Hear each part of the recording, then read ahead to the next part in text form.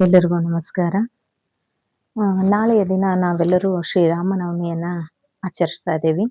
ತುಂಬಾ ಸಂತೋಷದಿಂದ, ಸಡಗರ ಸಂಭ್ರಮದಿಂದ ಈ ಹಬ್ಬವನ್ನ ನೀವೆಲ್ಲ ಆಚರಣೆ ಮಾಡ್ತೀವಿ. ಹಾಗಾದ್ರೆ ಈ ಹಬ್ಬವನ್ನ ಏಕೆ ಆಚರಣೆ ಮಾಡಬೇಕು? ಇದರ ಹಿನ್ನೆಲೆ ಏನು ಅಂತಕ್ಕಂತಹದನ್ನ ನಾನು ನಿಮ್ಗೆ ಒಂದಿಷ್ಟು ಸುಳಿವನ್ನ ಹೇಳ್ತೀನಿ. ದಶರಥನಿಗೆ 3 ಜನ ಮಡದಿಯರು ಇದ್ರಂತೆ. ಒಂದು ಬಂದು ಕೌಸಲ್ಯ, ಕೈಕೇಯಿ, ಸೌಮಿತ್ರಿ ಅಂತ ಹೇಳಿ. ಆ 3 ಜನ ಮಡದಿಯರಿಗೆ ಪುತ್ರ ಸಂತಾನವಿರ್ಲಿಲ್ವಂತೆ. ಹಾಗಾಗಿ ಋಷಿಮುನಿಗಳ ಹತ್ತಿರ ದಶರಥನು ಕೇಳುವಾಗ ಪುತ್ರಕಾಷ್ಟಮಿ ಯಜ್ಞವನ್ನ ಮಾಡಿದ್ರೆ ಮಗು ಆಗುತ್ತೆ ಅಂತಕ್ಕಂತಹ ವಿಚಾರವನ್ನ ಋಷಿಮುನಿಗಳು ಹೇಳ್ತಾರೆ. ಈ ಯಜ್ಞವನ್ನ ಸಂಪೂರ್ಣವಾಗಿ ದಶರಥನು ಮಾಡಿದಾಗ ಪ್ರಜಾಪತಿಯು ಏನ್ ಮಾಡ್ತಾನೆ, ಒಂದು ದಿವ್ಯ ಪಾಯಸವನ್ನ ಇವನಿಗೆ ನೀಡ್ತಾನೆ. ಆ ಪಾಯಸವನ್ನ ತೆಗೆದುಕೊಂಡು ಹೋಗಿ ದಶರಥನು ತನ್ನ 3 ಜನ ಮಡದಿಯರಿಗೆ ಸಮವಾಗಿ ನೀಡ್ತಾನಂತೆ.